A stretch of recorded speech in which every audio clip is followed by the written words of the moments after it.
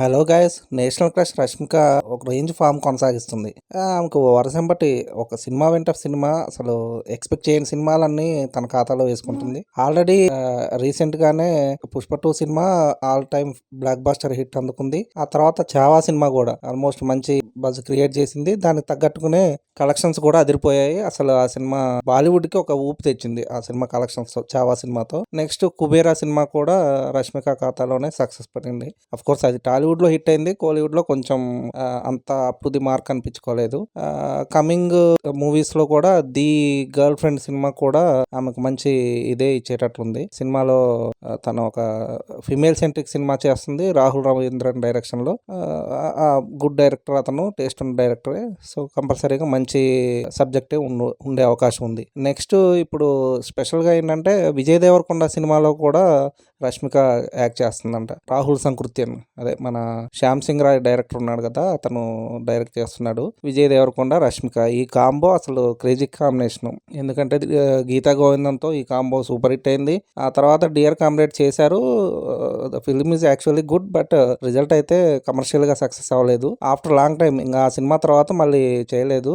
Next ఇప్పుడే మళ్ళీ కలిసి చేస్తున్నారు. ఆల్రెడీ సైలెంట్ గా సినిమా షూటింగ్ కూడా జరుగుతుందనేసి టాక్ అనమాట. మైత్రి మేకర్స్ ఈ సినిమా నిర్మిస్తున్నారు. ఇక నెక్స్ట్ ఏంటంటే లేటెస్ట్ క్రేజీ థింగ్ ఏంటంటే హృతిక్ రోషన్ డ్రీమ్ ప్రాజెక్ట్, అంటే ఒక సూపర్ హిట్ ఫ్రాంచైజీగా చేస్తున్న క్రిష్ 4 సినిమాలో కూడా రష్మిక మందన్న హీరోయిన్ గా సెలెక్ట్ అయినట్టు బాలీవుడ్ టాక్ అనమాట. బాలీవుడ్ లో రష్మిక మందన్న సినిమా అంటే అది నెక్స్ట్ లెవెల్ అనే బజ్ క్రియేట్ అవుతుంది.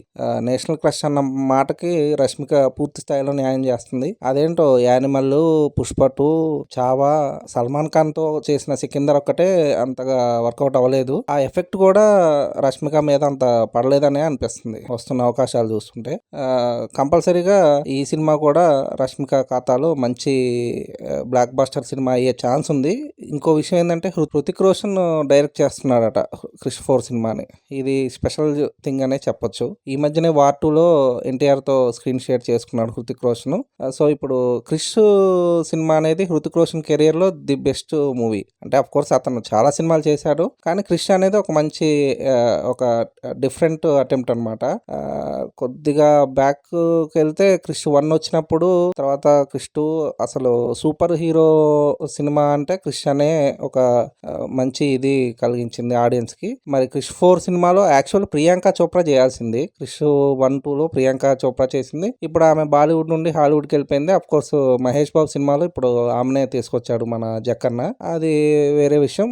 ఇప్పుడు క్రిష్ 4లో ప్రియాంక చోప్రా అయితే అందుబాటులో ఉండే అవకాశం లేదనిపిస్తుంది. అందుకనే రష్మికని తీసుకున్నట్లు. ఎందుకంటే బాలీవుడ్ లో రష్మిక చేసిన అన్ని సినిమాల్లో మాక్సిమం సూపర్ హిట్లే ఉన్నాయి. సో అది కూడా ఒక రీజన్ అయి ఉండొచ్చు. సో చూద్దాం రష్మిక మందన్న హృతిక్ రోషన్ పేరు క్రిష్ 4 ఎలా ఉంటుందో. అదండి సంగతి. ఇలాంటి ఇంట్రెస్టింగ్ విషయాలు మరెన్నో తెలుసుకోవడానికి మా ఛానల్ని సబ్స్క్రైబ్ చేసుకోండి. మా వీడియోస్కి లైక్ చేసి పక్కనే ఉన్న బెల్ ఐకాన్ క్లిక్ చేయడంతో మా వీడియోస్ మీకు నోటిఫికేషన్ రూపంలో వస్తాయి.